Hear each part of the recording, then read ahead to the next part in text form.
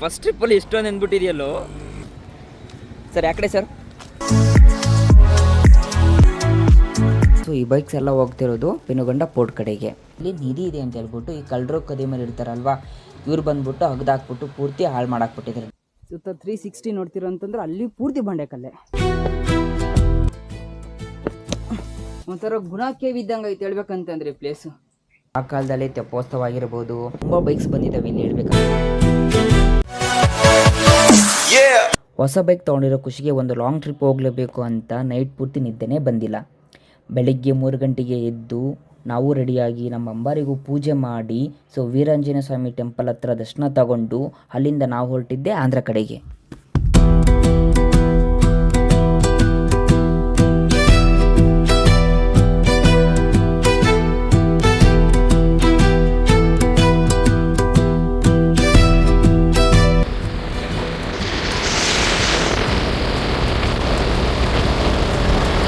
ಹಲಗುರು ಅಷ್ಟು ದೂರ long drive ಹೋಗ್ತಿದ್ರಲ್ವಾ, ನಮ್ಮಿಬ್ಬರನ್ನೂ ಕರ್ಕೊಂಡು ಹೋಗ್ಬೇಕಂತಂದ್ರೆ ಅದಕ್ಕೆ ಎನರ್ಜಿ ಬೇಡವಾ. ಸೊ ಎನರ್ಜಿ ಬೇಕಂತೇಳಿ ನಾವು ಗಾಡಿಗೆ ಪೆಟ್ರೋಲ್ ಹಾಕ್ಸಿ ಹಾಗೆ ಫ್ರಂಟು ಬ್ಯಾಕು ಟೈರಿಗೆ ಹೇರ್ ಹಾಕ್ಸ್ಕೊಂಡು ಅಲ್ಲಿಂದ ಹೊರಟ್ವಿ.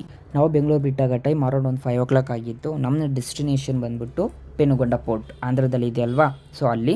ಸೊ ಬೆಂಗಳೂರಿಂದ 140 ಕಿಲೋಮೀಟರ್ ಇದೆ. ನೀವು ಕಂಟಿನ್ಯೂಸ್ ಆಗಿ ರೈಡ್ ಮಾಡ್ಕೊಂಡು ಹೋಗ್ತೀರಾ ಅಂತಂದರೆ 3 hours ಲೊಕೇಶನ್ನ ರೀಚ್ ಆಗ್ಬೋದು. ಇಲ್ಲ ಬ್ರೇಕ್ ತೊಗೊಂಡು ಹೋಗ್ತೀರಾ ಅಂತಂದರೆ ಒಂದು 3 to 4 hours ಆಗುತ್ತೆ ಜರ್ನಿ. ಬೆಳಗ್ಗೆ ಚಳಿ ಇರಲ್ಲ ಅಂತ ಹೇಳ್ಬಿಟ್ಟು ನಾನು ಜಾಕೆಟ್ ಹಾಕೊಂಡೋಗಿರಲಿಲ್ಲ. ನಾರ್ಮಲ್ ಒಂದು ಡೆನಿಮ್ ಜಾಕೆಟ್ ಹಾಕೊಂಡೋಗಿದ್ದೆ ಅಷ್ಟೇ. ಆದರೆ ಬೆಳಿಗ್ಗೆ ಹೊಡಿತು ಸರ್ರಾಗಿ ಹೊಡಿತು ಮಂಜು, ಅಂತೂ ಹೆವಿ ಇತ್ತು ಮಂಜು. ಮಂಜಲ್ಲೇ ಸ್ನಾನ ಮಾಡಿಬಿಟ್ರೇನೋ ಅಂತ ಅನಿಸ್ತು ನಮಗೆ, ಯಾಕಂದರೆ ತುಂಬಾ ಇತ್ತು ಮಂಜು ಹೇಳ್ಬೇಕಂತಂದರೆ. ಇಲ್ಲಿ ನೋಡಿ ನಮ್ಮ ಅಣ್ಣ ನೋಡ್ತಿದ್ದೀರಲ್ವಾ, ಮಂಜಲ್ಲೇ ಸ್ನಾನ ಮಾಡಿಬಿಟ್ಟಿದ್ದಾನೆ. ಜಾಕೆಟ್ ಪೂರ್ತಿ ನಂದೋಗ್ಬಿಟ್ಟಿದ್ದ ಒಂದು. ಹೆಂಗೆ ನಂದಿದೆಯಲ್ಲೋ ಮಂಜು, ಫಸ್ಟ್ ಟ್ರಿಪ್ಪಲ್ಲಿ ಇಷ್ಟೊಂದು ಅಂದ್ಬಿಟ್ಟಿದೆಯಲ್ಲೋ. ಫಸ್ಟ್ ರೈಡ್ ಅದು ಬೇರೆ ನಿಂದಿದ್ದು. ಹಾಂ ಎಲ್ಲಿ ಮಾಡಿ ತೋರಿಸು. ಓಹೋ ಹೋ ಹೋ ಹೋ ಹೋ ಸರ್ ಯಾಕಡೆ ಸರ್. ಓಕೆ ಈ ಕಡೆ.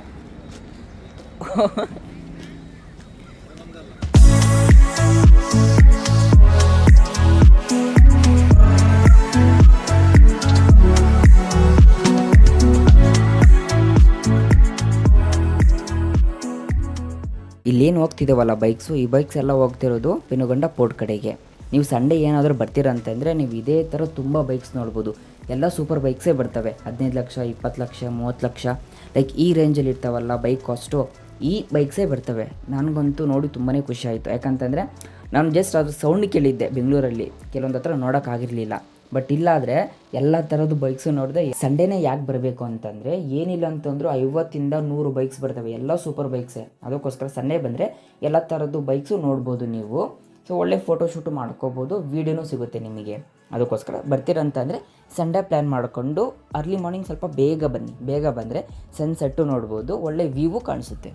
ಗೈಸ್ ಫೈನಲಿ ಪೆನುಗೊಂಡ ಕೋಟೆಗೆ ಬಂದು ತಲುಪಿದ್ದೀವಿ. ಇಲ್ಲಿ ನೋಡ್ತಿದ್ದೀರಲ್ಲ, ಸೊ ಇದೇ ಪೆನುಗೊಂಡ ಕೋಟೆ. ಅದು ಎಂಟ್ರೆನ್ಸ್. ಅಲ್ಲಿಂದ ಎಲ್ಲ ಗಾಡಿಗಳು ಬಂದು ಒಳಗಡೆ ಎಂಟ್ರಿ ತೊಗೊತವೆ. ಸೊ ಒಳಗಡೆ ಹೋದರೆ ಈ ರೈಟ್ ಕಡೆ ಆಲ್ಮೋಸ್ಟ್ ಎಲ್ಲ ಕಲ್ಯಾಣಿ ದೇವಸ್ಥಾನ ಎಲ್ಲ ಕಾಣಿಸಿದ್ರೆ, ಲೆಫ್ಟ್ ಕಡೆ ನಿಮಗೆ ಪೂರ್ತಿ ಬೆಟ್ಟನೇ, ಪೂರ್ತಿ ಕಲ್ಲು ಬಂಡೆ ಬೆಟ್ಟ. ಅದಾದಮೇಲೆ ಸ್ವಲ್ಪ ಮೇಲೆ ಹೋಗ್ತೀರಾ ಅಂತಂದರೆ ಒಂದು ದೇವಸ್ಥಾನ ಇದೆ, ತುಂಬಾ ಚೆನ್ನಾಗಿದೆ ದೇವಸ್ಥಾನ. ಒಂಥರ ಗುಹೆ ಥರ ಇದೆ ದೇವಸ್ಥಾನ. ಇದೇ ದೇವಸ್ಥಾನದ ಎಂಟ್ರಿ. ಹೇಳ್ಬೇಕಂತಂದರೆ ಎಲ್ಲ ಪಾಳು ಬಿದ್ದುಬಿಟ್ಟಿದೆ ದೇವಸ್ಥಾನ. ಆ ಕಾಲದಲ್ಲಿ ಏನಪ್ಪ ಆಗಿತ್ತು ಅಂತಂದರೆ ಈ ವಿಜಯನಗರದ ಅರಸರು, ಮೊಘಲರು ಇವರೆಲ್ಲ ದಂಡೆತ್ತಿ ಬಂದಾಗ ಇಲ್ಲಿರುವಂತಹ ದೇವಾಲಯ ಆಗಿರ್ಬೋದು, ಅದು ಗೋಪುರ, ಆಮೇಲೆ ಕಲ್ಯಾಣಿ ಇವನ್ನೆಲ್ಲ ಬಂದು ನಾಶ ಮಾಡಿ ಹೋಗ್ಬಿಡ್ತಾರೆ. ದೇವಸ್ಥಾನ ತುಂಬ ಚೆನ್ನಾಗಿದೆ, ಆದರೆ ಇಲ್ಲಿನ ಗೌರ್ಮೆಂಟು ಸರಿಯಾಗಿ ಮೇಂಟೈನ್ ಮಾಡಿಲ್ಲ. ಸೊ ಒಂದು ಪಾರ್ಕಿಂಗ್ ವ್ಯವಸ್ಥೆನೂ ಇಲ್ಲ, ಸೆಕ್ಯೂರಿಟಿನೂ ಇಲ್ಲ, ಪ್ಲಾಸ್ಟಿಕ್ ಇಲ್ಲ ಅಂದರೆ ಅಲ್ಲೇ ಬಿಸಾಕಿದ್ದಾರೆ. ಸೊ ಒಂದು ಮೇಂಟೆನೆನ್ಸ್ ಅಂತೂ ಇಲ್ಲಿ ಚೆನ್ನಾಗೇ ಇಲ್ಲ. ಸೊ ಬನ್ನಿ ದೇವಸ್ಥಾನ ಒಳಗಡೆ ಹೋಗ್ಬಿಟ್ಟು ನೋಡೋಣ ಇನ್ನು ಯಾವ ಥರ ಇದೆ ಅಂತ. ದೇವಸ್ಥಾನ ನೋಡ್ತಿದ್ದೀರಲ್ವಾ, ಈ ದೇವಸ್ಥಾನ ಕಂಪ್ಲೀಟಾಗಿ ಪಾಳು ಬಿದ್ದುಬಿಟ್ಟಿದೆ. ನೋಡಿ ಯಾವ ಥರ ಆಗ್ಬಿಟ್ಟಿದೆ ದೇವಸ್ಥಾನ. ಇಲ್ಲಿ ಇನ್ನೊಂದು ವಿಚಾರ ಏನು ಅಂತಂದರೆ, ಈ ವಿಚಾರ ನಿಮ್ಮ ಹತ್ರ ಹೇಳ್ಕೊಳ್ಳಬೇಕು. ಬೇರೆ ಬೇರೆ ರಾಜ್ಯದ ರಾಜರು ಅಷ್ಟೇ ಅಲ್ಲ, ಈ ಕೆಲವೊಬ್ಬರು ಈ ಕಳ್ಳರು ಕದಿಮರು ಇರ್ತಾರಲ್ವಾ, ಅವರು ಅಷ್ಟೇ. ಅವ್ರು ಬಂದ್ಬಿಟ್ಟು ದೇವಸ್ಥಾನ ಪೂರ್ತಿ ಹಾಳು ಮಾಡಾಕ್ಬಿಟ್ಟಿದ್ದಾರೆ. ನೀವು ಇಲ್ಲಿ ನೋಡ್ತಿದ್ದೀರಲ್ವಾ, ಈ ಜಾಗದಲ್ಲಿ ಒಂದು ಮೂರ್ತಿ ಕಾಣಿಸ್ತಿದೆ ಅಲ್ವಾ, ಈ ಜಾಗದಲ್ಲಿ ನಿಧಿ ಇದೆ ಅಂತ ಹೇಳ್ಬಿಟ್ಟು ಈ ಕಳ್ಳರು ಕದಿಮರು ಇರ್ತಾರಲ್ವಾ, ಇವ್ರು ಬಂದ್ಬಿಟ್ಟು ಹಗ್ದಾಕ್ಬಿಟ್ಟು ಪೂರ್ತಿ ಹಾಳು ಮಾಡಾಕ್ಬಿಟ್ಟಿದ್ದಾರೆ ದೇವಸ್ಥಾನನ.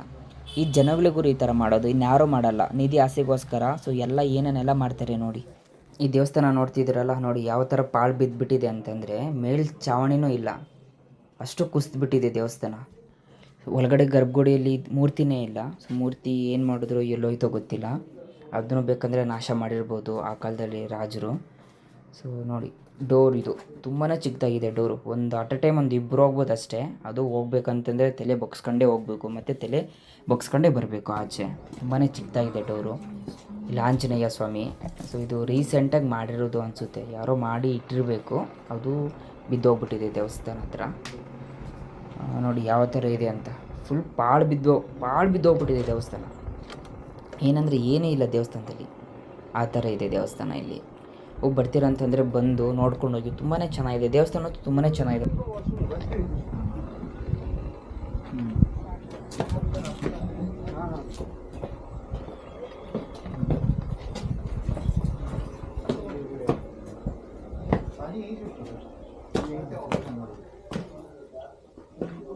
ಏನು ಗುರು ಗುಹೆ ಇದು? ಮಂಜು, ಇಲ್ಲೊಂದು ಗುಹೆ ಥರ ಐತೆ ನೋಡಿಲಿ. ಟಾರ್ಚ್ ಆನ್ ಮಾಡಿ.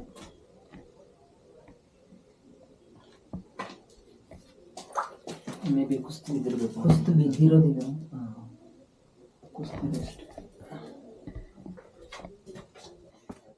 ಎಲ್ಲ ಸೈನ್ ಮಾರ್ಕ್ ಅವರೇ ಹಾಕಿದ್ದಾರೆ, ಯಾವ ಥರ ಹೋಗಬೇಕು, ಯಾವ ಕಡೆ ಹೋಗಬೇಕು ಅಂತ. ಬಟ್ ಇಂಥ ಪ್ಲೇಸಿಗೆ ಬನ್ನಿ, ಬಂದಾದಮೇಲೆ ದಯವಿಟ್ಟು ಈ ಥರ ಪ್ಲಾಸ್ಟಿಕ್ನ ಬಿಸಾಕಿ ಹೋಗ್ಬೇಡಿ. ಬರ್ತೀರಾ, ನೇಚರ್ನ ಎಂಜಾಯ್ ಮಾಡಿ, ಪ್ಲೇಸ್ನ ಫೀಲ್ ಮಾಡಿ, ಆಯಿತಾ? ಇಲ್ಲಿ ನೋಡಿದ್ರೆ ಬಾಟ್ಲಂತೆ, ಪ್ಲಾಸ್ಟಿಕ್ ಬಾಟಲು, ನೂಡಲ್ಸು, ಅದು ಇದು ಅಂತ ನೋಡಿ ಎಷ್ಟು ಗಲೀಜು ಮಾಡಿದ್ದಾರೆ. ಈ ಥರ ಮಾಡಿದ್ದಕ್ಕೆ ಅಲ್ವಾ ನಮ್ಮ ಗೌರ್ಮೆಂಟು ಎಲ್ಲ ಕಡೆ ಫುಲ್ ಕ್ಲೋಸ್ ಮಾಡಿಬಿಡೋದು. ಬರ್ತಾರೆ ಫುಲ್ ತಿಂದೆಲ್ಲ ಬಿಸಾಕ್ಬಿಡ್ತಾರೆ ಅಂತ ಹೇಳ್ಬಿಟ್ಟು ಎಲ್ಲ ಕ್ಲೋಸ್ ಮಾಡೋಗ್ಬಿಡ್ತಾರೆ. ಯಾಕೆ ಈ ಥರ ಮಾಡ್ತೀರಾ? ಬರ್ತೀರಾ, ನೋಡಿ, ಫೀಲ್ ಮಾಡಿ, ಎಂಜಾಯ್ ಮಾಡ್ಕೊಂಡು ಹೋಗಿ.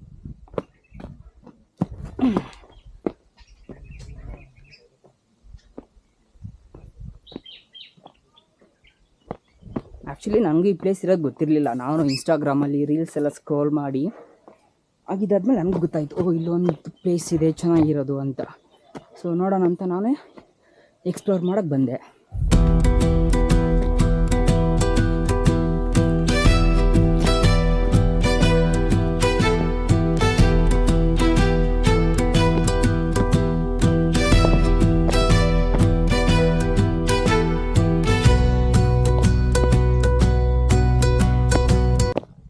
ಪೂರ್ತಿ ಬಂಡೆಕಲ್ಲು, ಎಲ್ಲಿ ನೋಡೋದ್ರಲ್ಲಿ ಬಂಡೆಕಲ್ಲು. ಸುತ್ತ 360 ನೋಡ್ತಿರೋ ಅಂತಂದ್ರೆ ಅಲ್ಲಿ ಪೂರ್ತಿ ಬಂಡೆಕಲ್ಲೇ.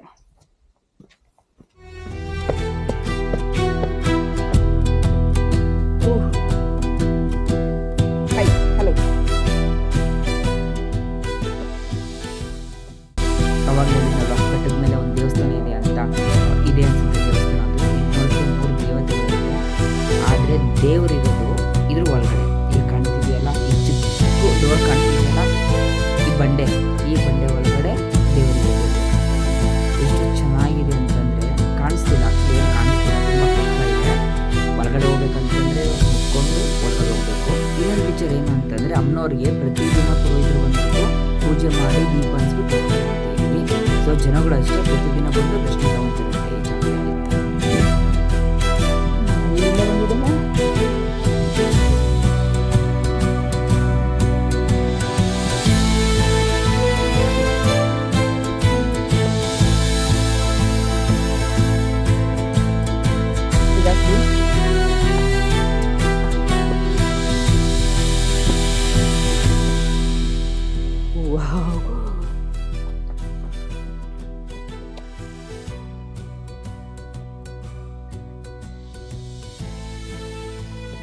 ಹಿಂಗೆ ಹೋಗ್ಬೇಕು.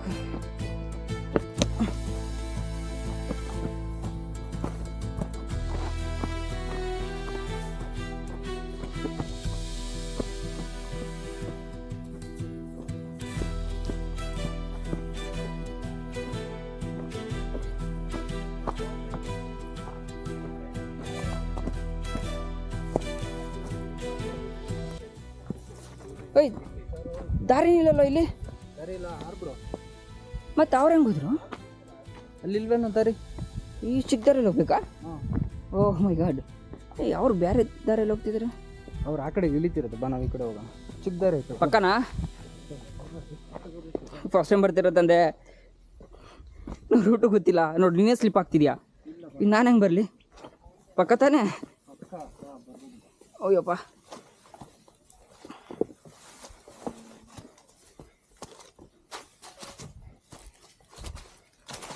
ತುಂಬ ಸ್ಲಿಪ್ ಆಗುತ್ತೆ ಇಲ್ಲಿ ದಾರಿ, ಸ್ವಲ್ಪ ನೋಡ್ಕೊಂಡು ಹೋಗ್ಬೇಕು.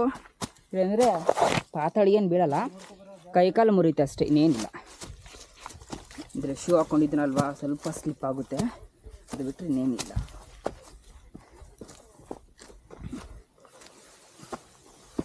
ಕೆಳಗಡೆ ಹೋಗ್ತಿದೆ. ಕೆಳಗಡೆನಾ? ಮತ್ತು ದಾರಿ ಇದೆ, ಬಾ ಬಾ ಬಾ ಅಂತಂದೆ. ತಮಾಷೆಗೆ ತಮಾಷೆಗೆ ಓ ಅಪ್ಪ, ಕರೆಕ್ಟಾಗಿ ಕರ್ಕೊಂಡು ಹೋಗೋ ದಾರಿನಾ? ಇಷ್ಟೇನಾ?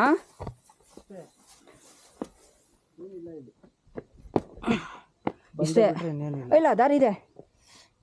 ಅದು ಎಲ್ಲಿ ಹೋಗುತ್ತೆ? ಅದು ಬಾ, ಕೆಳಗಡೆ ಹೋಗುತ್ತೆ. ಅವ್ರು ಹೋಗ್ತಿರ್ತಾನೆ, ವಾಪಸ್ ಏನ್ಕಿದ್ರು ಅವರು. ಅಂದರೆ ಕೆಳಗಡೆ ಅಂತಂದ್ರೆ ಅಲ್ಲಿ ಕುತ್ಕೋಬೋದು, ಚೆನ್ನಾಗಿದೆ ಕುತ್ಕೊಳ್ಳೋಕೆ ಜಾಗ. ಅಲ್ಲಿ ಬೈಕ್ ಪಾರ್ಕ್ ಮಾಡಿದೆ ಅಲ್ವಾ, ಪಾರ್ಕ್ ಮಾಡಿದಿರಲ್ವಾ ನಾವು? ಅಯ್ಯೋ,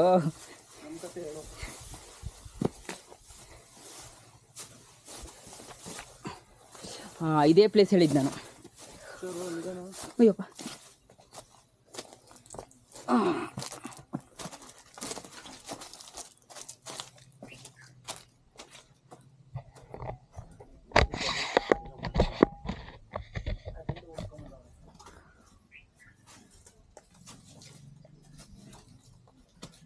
ಒಂಥರ ಗುಣ ಕೇವ್ ಇದ್ದಂಗೆ ಐತೆ ಹೇಳ್ಬೇಕಂತಂದ್ರೆ ಪ್ಲೇಸು.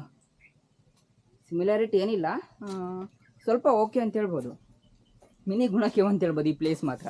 ಆ ಥರ ಇದೆ. ಅಲೋ ಮಂಜು, ಓಯ್ ಹೇಳ್ತಿದ್ಯಾ? ನಾನು ಕೇಳ್ತಿದ್ದೀನಪ್ಪ. ಅಲ್ಲ, ನೋಡೋಕೆ ಸ್ವಲ್ಪ ಹಂಗೆ ಇದೆ, ಗುಣ ಕೇವ್ ಥರನೂ ಇದೆ ಸ್ವಲ್ಪ.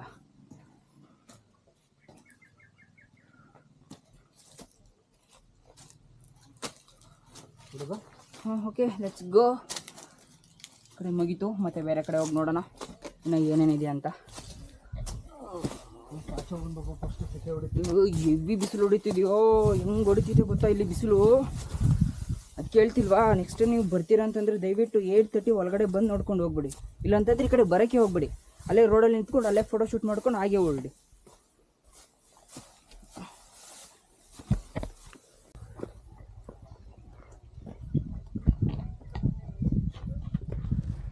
ನೀವೇನಿಲ್ಲಿ ನೋಡ್ತಿದ್ದೀರಾ, ಇದು ಕಲ್ಲು ಮಂಟಪ. ತುಂಬಾ ಚೆನ್ನಾಗಿದೆ ಕಲ್ಲು ಮಂಟಪ. ಸೊ ಈ ಕಲ್ಲು ಮಂಟಪ ಪಕ್ಕದಲ್ಲೇ ಒಂದು ಕಲ್ಯಾಣಿ ಇದೆ ನೋಡಿ, ಎಷ್ಟು ಚೆನ್ನಾಗಿದೆ. ಆ ಕಾಲದಲ್ಲಿ ತೆಪ್ಪೋತ್ಸವ ಆಗಿರ್ಬೋದು, ಆಮೇಲೆ ಇದು ಯಾವ್ದಾರ ಹಬ್ಬ ಇದ್ದಾಗ ಸೊ ದೀಪ ಬೆಳಗೋದು ತುಂಬಾ ಚೆನ್ನಾಗಿ ಮಾಡ್ತಿದ್ರು ಅನಿಸುತ್ತೆ ಇಲ್ಲಿ. ಯಾಕಂದರೆ ಕಲ್ಯಾಣಿ ತುಂಬಾ ಚೆನ್ನಾಗಿದೆ. ಸೊ ಇವಾಗ ಪೂರ್ತಿ ಯಾವುದೋ ಅಷ್ಟೇ ಪಾಳು ಬಿದ್ದುಬಿಟ್ಟಿದೆ ಕಲ್ಯಾಣಿ ಕೂಡ. ನೀವೇನು ನೋಡ್ತಿದ್ದೀರ ಬೈಕ್ಸು, ಇದೇ ಥರ ತುಂಬ ಬೈಕ್ಸ್ ಬಂದಿದ್ದಾವೆ ಇಲ್ಲಿ ಹೇಳ್ಬೇಕಂತಂದರೆ. ಸೊ ಆಲ್ಮೋಸ್ಟ್ ಎಲ್ಲ ಮುಂದೆ ಪಾರ್ಕ್ ಮಾಡಿದ್ದಾರೆ ಬೈಕ್ಸ್ನೆಲ್ಲ. ನೆಕ್ಸ್ಟ್ ವೀಡಿಯೋದಲ್ಲಿ ಅಪ್ಡೇಟ್ ಮಾಡ್ತೀನಿ, ಬೈಕ್ದೇ ಒಂದು ವೀಡಿಯೋ ಮಾಡಿ ಅಪ್ಲೋಡ್ ಮಾಡ್ತೀನಿ, ನೋಡಿ ಯಾವ್ಯಾವ ಥರ ಬೈಕ್ ಬಂದಿದ್ದಾವೆ ಅಂತ. ಕೋಟೆ ನೋಡಿದಾದ್ಮೇಲೆ ಸೊ ನಾವು ಹೊರಟಿದ್ದು ಶಿವನ್ ಟೆಂಪಲ್. ಇದು ರೀಸೆಂಟಾಗಿ ಕಟ್ಸಿರೋದಂತೆ ಟೆಂಪಲು, ತುಂಬಾ ಚೆನ್ನಾಗಿದೆ ಟೆಂಪಲ್ಲು. ಈ ಟೆಂಪಲ್ ಪಕ್ಕದಲ್ಲಿ ಒಂದು ಕೆರೆ ಇದೆ, ಕೆರೆ ಪಕ್ಕದಲ್ಲಿ ಒಂದು ತೆಂಗಿನ ಮರಗಳಿದ್ದಾವೆ. ಆ ಕಡೆ ಎರಡು ಕಡೆನೂ ತೆಂಗಿನ ಮರ, ಮಧ್ಯದಲ್ಲಿ ನಡ್ಕೊಂಡು ಹೋಗೋಕ್ಕೆ ಜಾಗ ಮಾಡಿದ್ದಾರೆ. ಎಷ್ಟು ಚೆನ್ನಾಗಿದೆ ಅಂತಂದರೆ ಜಾಗ ಸಕ್ಕತ್ತಾಗಿತ್ತು. ನೀವು ಏನಾದ್ರು ಬರ್ತೀರಾ ಅಂತಂದರೆ ಈ ಪ್ಲೇಸ್ಗೆ ಒಂದ್ಸಲಿ ವಿಸಿಟ್ ಮಾಡಿ. ನೋಡಿ ಇಲ್ಲಿ ನೋಡ್ತಿದ್ದೀರಲ್ವಾ, ಮಧ್ಯದಲ್ಲೇ ತೆಂಗಿನ ಮರ, ಈ ಕಡೆ ಲೆಫ್ಟ್ ನೋಡ್ತೀರಂತಂದರೆ ಕೆರೆ, ರೈಟ್ ನೋಡ್ತೀರಂತಂದರೆ ದೇವಸ್ಥಾನ ಪಕ್ಕದಲ್ಲಿ ನೀವು ರೆಸ್ಟ್ ಮಾಡ್ತೀರಂತಂದರೆ ಪಾರ್ಕ್ ಇದೆ, ಪಾರ್ಕಲ್ಲೇ ರೆಸ್ಟ್ ಮಾಡ್ಬೋದು. ತುಂಬಾ ಚೆನ್ನಾಗಿದೆ ಪ್ಲೇಸ್, ಅಂತೂ ಮಸ್ತಾಗಿದೆ. ನೋಡಿ ಯಾವ ಥರ ಇದೆ ನೋಡಿ ಪ್ಲೇಸ್, ಸಕ್ಕತ್ತಾಗಿದೆ ಅಲ್ವಾ? ಬರ್ತೀರಾ ಅಂತಂದರೆ ನೀವು ಒಂದ್ಸರಿ ವಿಸಿಟ್ ಮಾಡಿ, ದರ್ಶನ ತಗೊಳ್ಳಿ. ಇಲ್ಲಿಂದ ಮತ್ತೆ ಬೇರೆ ಪ್ಲೇಸಸ್ ಇದೆ, ಬೇರೆ ಪ್ಲೇಸಸ್ನ ಕವರ್ ಮಾಡಿ. ನಾವು ಈ ಪ್ಲೇಸನ್ನ ನೋಡಿದ್ದಾದಮೇಲೆ ಸೊ ನಾವು ಹೊರಟಿದ್ದು Adiyogi. So on the way ಬೆಂಗಳೂರಿಂದ ಪೆನುಗೊಂಡಗೆ ಹೋಗ್ತಿರಲ್ಲ, ಅದೇ ರೂಟಲ್ಲಿ ನಿಮಗೆ ಆದಿಯೋಗಿ ಸಿಗುತ್ತೆ. ಹೈವೇಯಿಂದ ಒಂದು 7 ಕಿಲೋಮೀಟರ್ ಒಳಗಡೆ ಹೋದರೆ ಮತ್ತೆ ನೀವು ಬೆಂಗಳೂರಿಗೆ ರಿಟರ್ನ್ ಆಗ್ಬೋದು. ಇಲ್ಲ ನನಗಿನ್ನೂ ತುಂಬ ಟೈಮ್ ಇದೆ ಅಂತಂದರೆ ಹಾಗೆ ಆನ್ ದ ವೇ ರೋಡಲ್ಲಿ ನಂದಿ ಹಿಲ್ಸ್ ಸಿಗುತ್ತೆ, ನಂದಿ ಹಿಲ್ಸ್ ನೋಡಿಕೊಂಡು ನಿಧಾನ ಬೇಕಂದರೆ ನೈಟು ರಿಟರ್ನ್ ಆಗ್ಬೋದು. ಸೊ ನಿಮಗೆ ಬಿಟ್ಟಿದ್ದು.